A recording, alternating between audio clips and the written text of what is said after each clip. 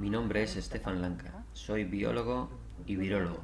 Descubrí el primer virus en el mar, así es como me vi envuelto en esta materia. Primero, comprobé que el virus no causaba ningún daño.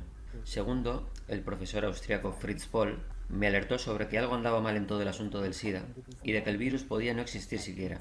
Investigué este caso y comprobé que efectivamente estaba en lo cierto. Pensé que no podía ser así y permanecí callado durante medio año, porque asumí que se trataba de un error de comprensión por mi parte. No me podía imaginar que el mundo entero aceptase esto. Empecé a investigar y me vi envuelto en la teoría de la infección.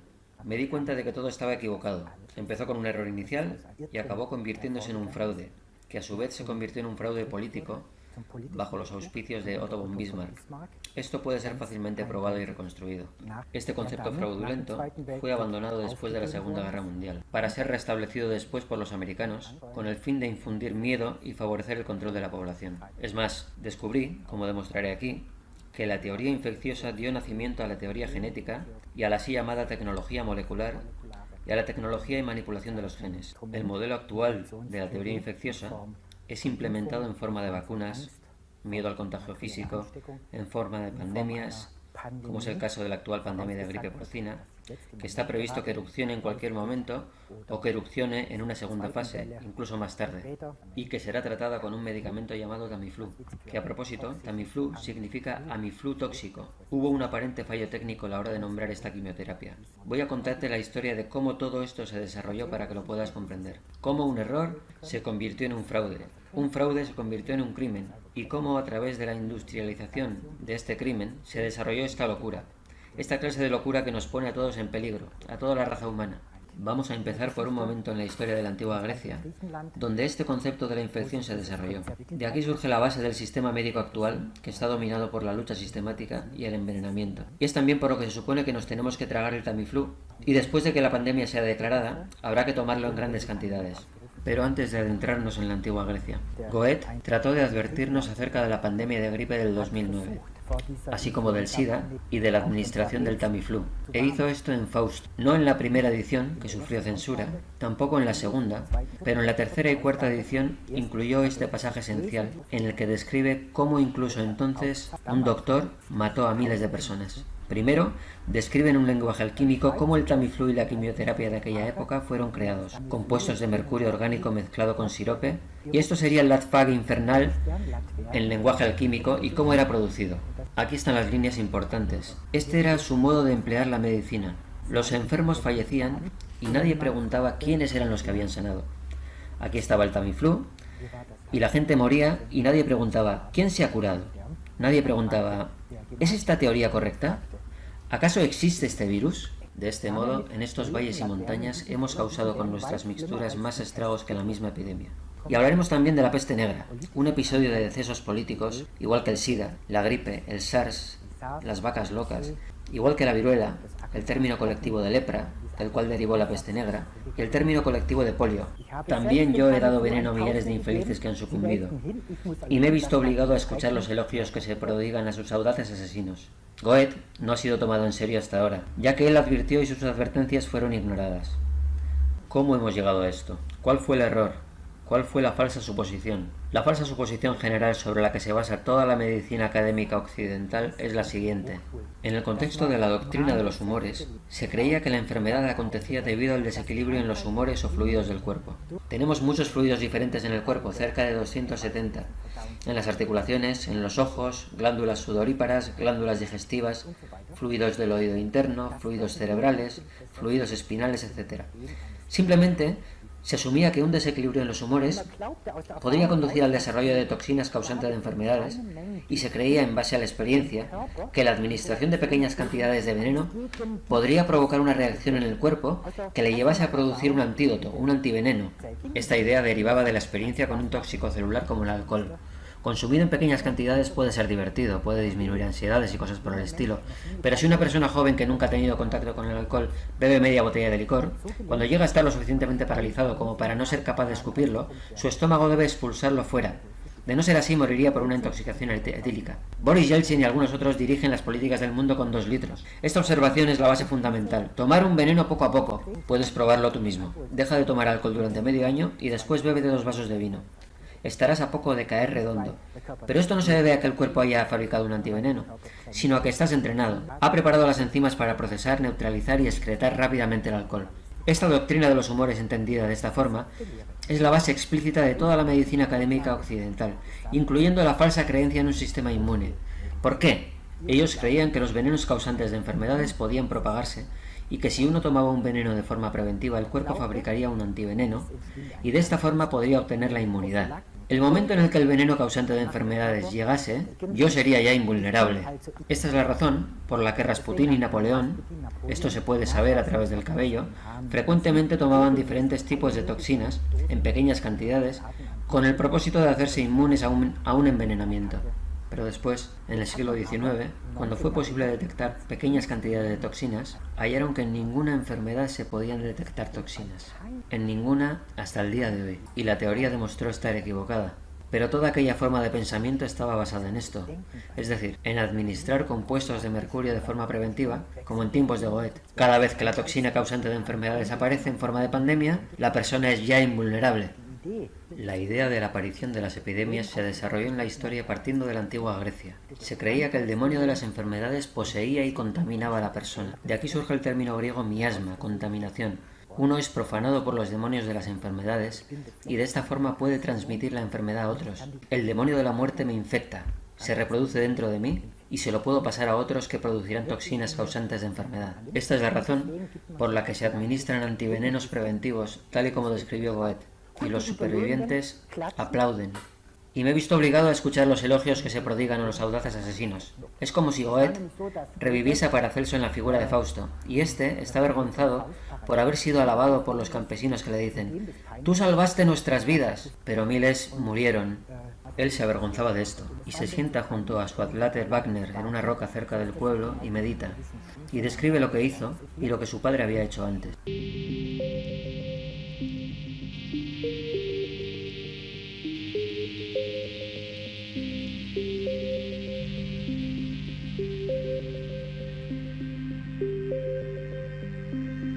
Entonces, se observó que la bacteria produce toxinas. Esto se investigó, y todos concluyeron que la bacteria solo podía producir toxinas en un cuerpo muerto. Esto se debe a que el metabolismo de la bacteria funciona en un ambiente aeróbico y produce sustancias en el intestino durante la digestión, tales como las tan necesarias vitaminas. Pero cuando estas bacterias se ven privadas de oxígeno, que es el caso de un cuerpo muerto al cabo de un par de días, algunas de ellas pueden sobrevivir cambiando su metabolismo. Igual que la levadura cambia su metabolismo cuando se le excluye el oxígeno para producir un tóxico como el alcohol. De esta forma, estas bacterias producen sus toxinas, pero solo bajo una completa exclusión del oxígeno. Esto era bien conocido. La bacteria no podía ser la causa de la enfermedad. El profesor Henle solidificó más aún este conocimiento, que expresó en sus postulados y dijo: «Si afirmas que la bacteria puede ser transmitida y después producir sus venenos, en consecuencia tienes que identificar esta bacteria. En cada uno de los casos de la enfermedad que afirmas ha sido causada por esta bacteria».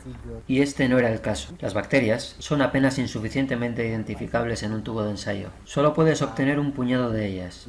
De todas las bacterias que conocemos basadas en su actividad, solo cerca del 2% son cultivables y multiplicables en el laboratorio. Y lo que se define como bacteria en el laboratorio no es lo mismo que la bacteria original fuera de él. ¿Por qué? Porque la idea de que la bacteria en el laboratorio representa un solo tipo de bacteria es un artefacto de laboratorio. Porque las bacterias se intercambian unas con otras una gran cantidad de información continuamente y cambian tanto su forma como su función. Esto fue recientemente confirmado en un amplio estudio en el que se comprobó que las bacterias, al mismo tiempo que mantienen su individualidad bioquímica, son muy similares en cuanto a su ácido nucleico. Se adaptan. Si extraemos una bacteria y la cultivamos de forma aislada, pierde sus propiedades después de un tiempo y no puede sobrevivir. Pero esto constituye ya una intervención masiva en la naturaleza y no representa la realidad de las bacterias intercambiando información las unas con las otras y por lo tanto, la clasificación por tipos de bacteria que se les ha impuesto no es científicamente justificable. Entonces, este fue el primer problema. No consiguieron encontrar la famosa bacteria de la tuberculosis, que fue cultivada con éxito por Robert Koch. Solo pudo ser hallada en alrededor de la mitad de los casos. Esto continúa siendo así hasta el día de hoy. El segundo postulado de Henle afirma que el patógeno observado debe ser aislado. En el caso de una bacteria, debe ser multiplicada y se debe comprobar si puede hacer lo que se le atribuye o no. En todos estos experimentos, hallaron que la bacteria no podía producir toxinas en un organismo vivo, ni siquiera durante los primeros días en un cadáver, después de que un animal o un humano hubiesen muerto.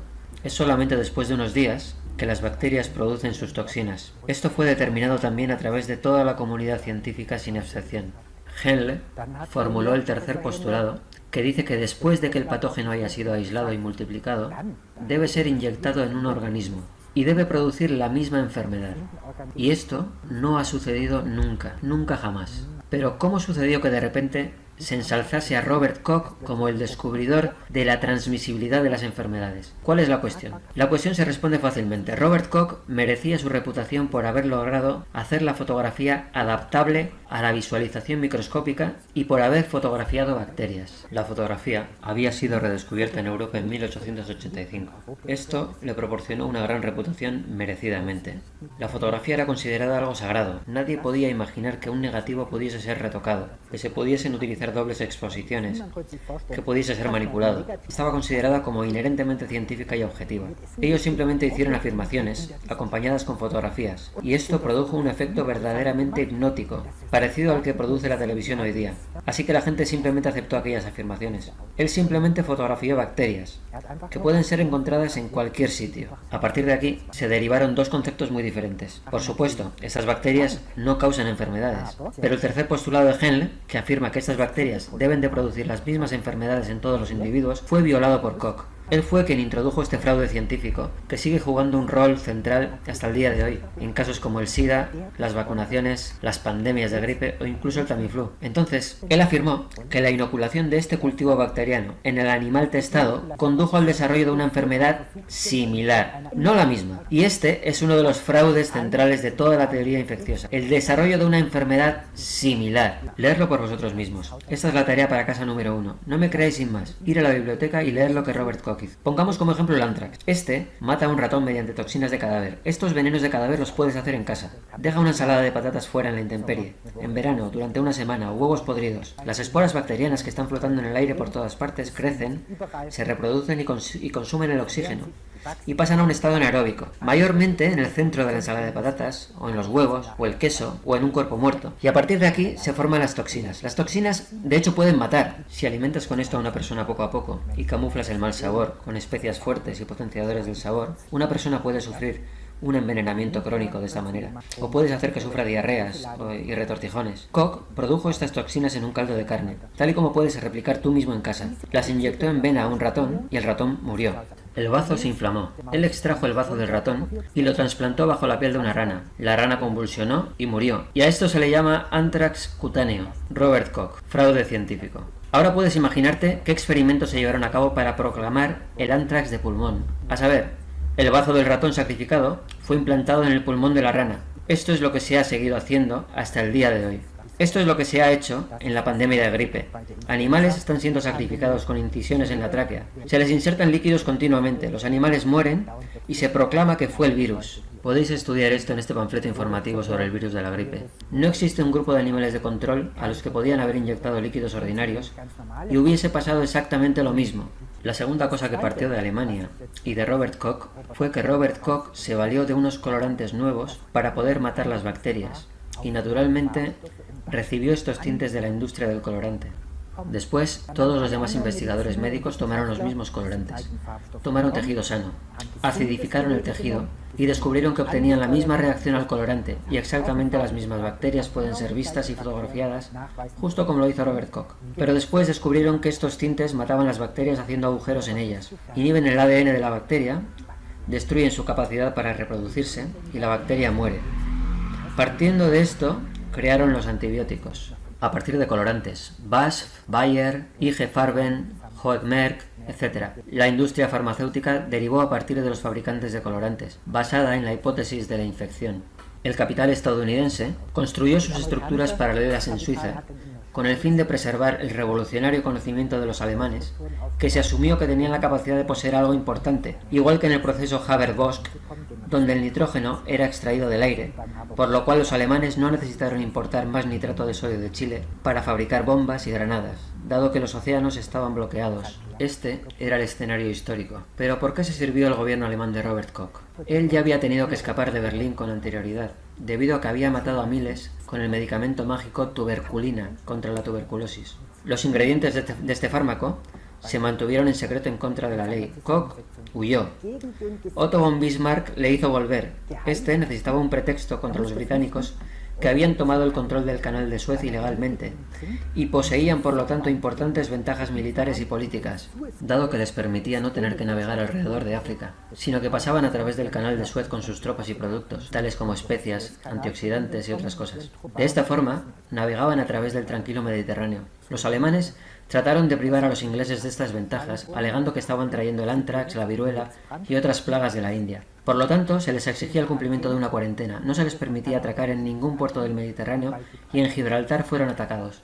Así pues, a Robert Koch, que estaba huido, se le hizo volver y se le ofrecieron 100.000 Reichsmark para que crease un argumento que convenciese de que los ingleses iban a traer la peste negra, la viruela y el anthrax. Ya hemos hablado del anthrax. Apuntamos que la industria de los colorantes desembocó en el surgimiento de los antibióticos y más tarde en la quimioterapia y en las armas biológicas, incluyendo la industria farmacéutica con su tremendo capital, con unos ingresos mayores que todos los presupuestos militares globales combinados. Robert Koch cometió un fraude científico, no respetando el primer postulado.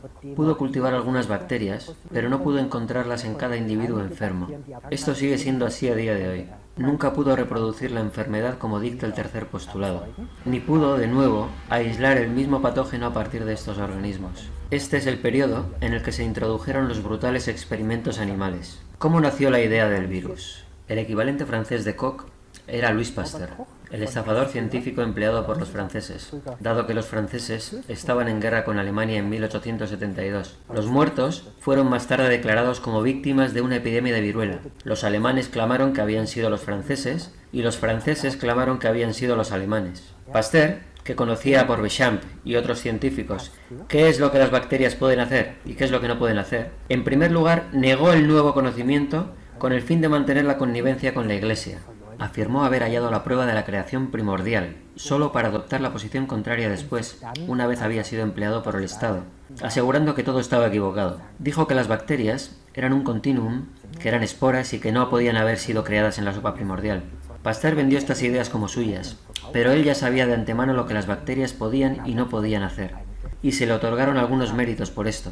Por eso el mismo Pasteur, que sabía que las bacterias no podían causar enfermedades, aplicó un truco para sostener el modelo de la doctrina de los humores y la enfermedad, sobre la que se basa toda la medicina occidental. Debía de postular una toxina causante de la enfermedad, especialmente debido a que este concepto de pandemia era utilizado en muchas ocasiones para suprimir revueltas, para controlar situaciones de hambruna, etc. Todo esto comenzó en las épocas tempranas del Vaticano, creando miedo a las enfermedades, clamando que la enfermedad venía del demonio, igual que en la antigua Grecia.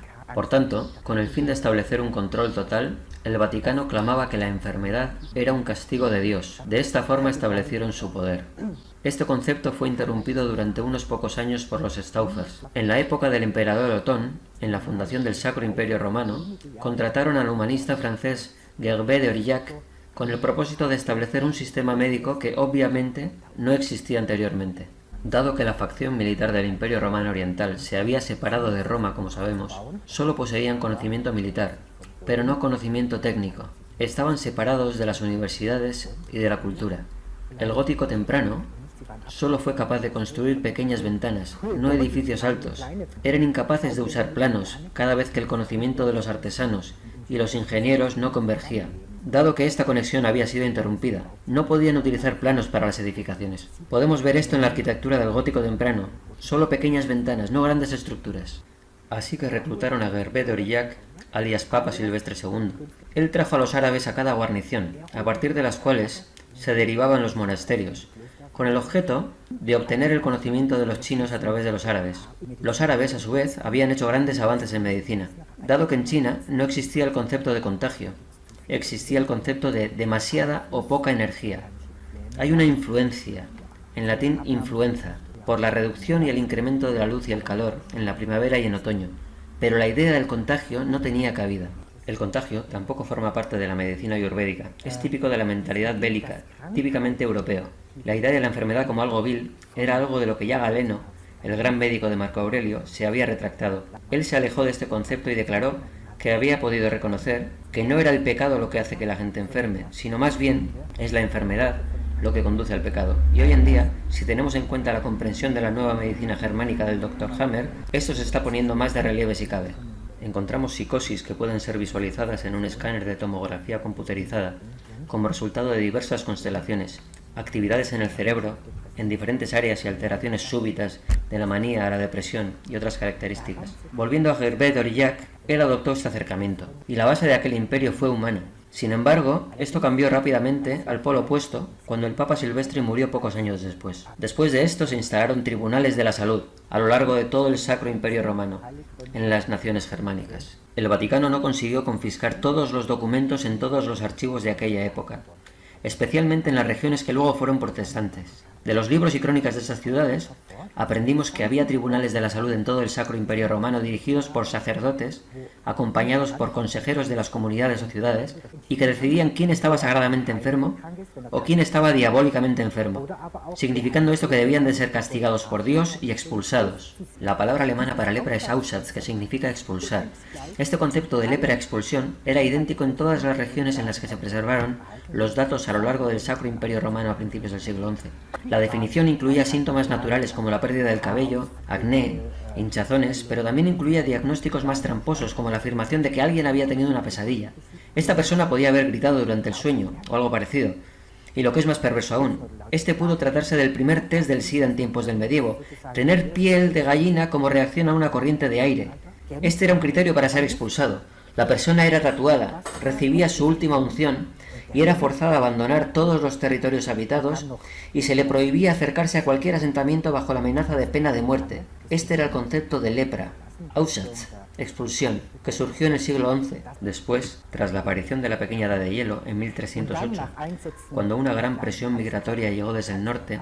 Dado que las plantaciones de manzanas y trigo en Noruega se volvieron menos productivas debido al frío severo, afloraron grandes tensiones, hambrunas catastróficas, etc., en el nuevo Sacro Imperio Romano en las regiones germánicas, especialmente después de un fuerte terremoto con epicentro en Friaul en 1348, que devastó muchas ciudades mediterráneas. Esto fue interpretado por los ortodoxos como una señal del anticristo. Dado que la ley y el orden colapsaron, debido a que el eje central del comercio global, Venecia, así como todas las rutas del comercio y monedas colapsaron también. En este punto, este concepto exacto, con la misma y exacta definición de la enfermedad, fue adoptada por los sacerdotes y los oficiales de las ciudades para declarar a grupos enteros de población como castigados por Dios y proclamar que tenían la peste negra. Barrios enteros de las ciudades fueron puestos en cuarentena. Se les encerró, se les dejó morir de hambre, se les masacró y se les envenenó, tal y como Goethe lo describe. La lepra fue simplemente renombrada como peste negra. Después, a medida que el poder de influencia del Vaticano se redujo debido a revoluciones nacionales, la Revolución Francesa, la Revolución Americana, el mismo concepto fue renombrado como viruela, pero el principio seguía siendo el mismo. Hoy día se sigue empleando en definiciones de enfermedades tales como el SIDA. En cualquier caso, el público era aterrorizado hasta la saciedad cada vez que una pandemia era declarada, debido a que podían ser puestos en cuarentena, podían ser asesinados, podían ser forzados a tomar medicaciones, justo como Goethe lo describió. Mientras tanto, miles morían por falta de comida, había revueltas sociales y los supervivientes aplaudían. Este sistema médico siempre fue inmediatamente represivo en tiempos de crisis, y en su historia siempre ha señalado la enfermedad como algo vil, maligno, el demonio de la enfermedad. Este atrapa a alguien y crece y le desgarra como un cáncer. Y sobre todo, se puede extender y ser transmitido a otros como un hechizo maligno, el demonio de la enfermedad. Este miedo era extremadamente prevalente en la sociedad y en este sistema médico, del que surgió la entidad más poderosa de este planeta, la industria farmacéutica, que no va a ceder su poder por voluntad propia. Por eso necesitamos volvernos activos. Por eso os proveeré de más información. La idea del virus fue creada y a partir de esta idea derivó el campo de la tecnología genética. Retomando a Pasteur de nuevo, Pasteur sabía que las bacterias no causaban enfermedades. Punto. Suficientes estudios y experimentos fueron llevados a cabo y publicados en Alemania y en otras partes, entre otros Max von Pettenkofer, que demostró qué era el cólera y cómo se podía prevenir fácilmente. Pasteur trabajó a comisión para hallar un argumento que impidiese a los ingleses navegar por el mar Mediterráneo de forma que pudiesen ser atacados en Gibraltar. Así que se le ocurrió la idea de afirmar que había un nuevo patógeno y que podía producir toxinas y enfermedades en un cuerpo humano vivo, y le dio el nombre de veneno, en latín virus. Esta fue su idea. Dijo que era miles de veces más pequeño que las bacterias. Entonces emplea filtros tan densos que las bacterias no pueden atravesarlos. Presiona el líquido, el veneno proveniente de un animal muerto a través del filtro, inyecta el líquido en el cerebro de un perro que ha sido atado verticalmente a un poste, usa un tercio del volumen del cerebro de un perro, el líquido rebosa por el otro lado, el perro convulsiona, ladra, expulsa espuma por la boca y muere. A esto se le llamó la rabia. Esto es lo que hizo Pasteur. Pasteur afirmó también que poseía el antídoto para promover el concepto de vacuna. Esta agenda de vacunación fue propagada principalmente en Francia. Los alemanes tenían sus antibióticos y su quimioterapia. Pasteur cometió fraude en todas sus iniciativas, pero era lo suficientemente humano como para documentar sus mentiras en diarios que escribió en paralelo a sus libros de laboratorio. Él decretó que estos escritos no debían ser publicados nunca. Su familia, por supuesto, obtuvo una gran fortuna. Pero el último hijo varón de Pasteur no obedeció el decreto y filtró estos escritos a la Universidad Americana de Princeton, y en 1993 el profesor Gerald Gayson publicó un análisis en lengua inglesa que reveló que Pasteur había cometido fraudes masivos en todos sus estudios. Por ejemplo, los animales vacunados que sobrevivían era porque no habían sido envenenados, y los animales del grupo de control que murieron sin las vacunas habían sido masivamente envenenados. Este era Pasteur. Pasteur es el inventor de la idea de un patógeno tan pequeño que no puede ser visto a través de un microscopio óptico, pero que siempre crea su veneno, el veneno causante de enfermedades. Esta idea se apoyaba en el modelo de enfermedad que había sido usado durante siglos, un modelo que estaba basado en la premisa de la guerra, no en la premisa de la simbiosis, que es como funciona realmente la naturaleza. Con el fin de solidificar este modelo y obtener una ventaja política frente a Inglaterra, Pasteur postuló la idea de un virus. Pero Pasteur no anticipó que existiría un microscopio electrónico en el futuro, que tendría un poder de magnificación mucho mayor que el del microscopio óptico, que permitiría observar pequeñas estructuras que no eran visibles anteriormente. Y con este microscopio electrónico, disponible para la ciencia después de la Segunda Guerra Mundial, fue posible visualizar estructuras 1000 veces más pequeñas que una bacteria. Observaron esporas que seguían siendo capaces de permanecer con vida. Reconocieron que las bacterias generaban esporas cuando morían lentamente. Y en el caso de que muriesen rápidamente, cuando eran expuestas a la sequedad o al calor, por ejemplo, producían partículas incluso más pequeñas que no permanecían con vida, sino que consistían en proteínas que llevaban un ácido nucleico en el centro y que proveían a otras bacterias, las que habían sobrevivido, con nutrientes, de forma que pudiesen superar la situación de crisis. Esto fue observado en el caso de las bacterias, en otros organismos muy simples, en hongos, en amebas. En mis investigaciones encontré esto por primera vez en una alga marina muy simple, pero nunca fue observado en ningún humano, animal o planta. Puedes verificar esto con muy poco esfuerzo. Und ich habe dann natürlich mit dieser Kompetenz als Virologe, Virusentdecker die Behauptungen der Medizin überprüft, ob diese krankmachenden Viren existieren. Und ich bin dahinter gekommen, dass dem nicht so ist.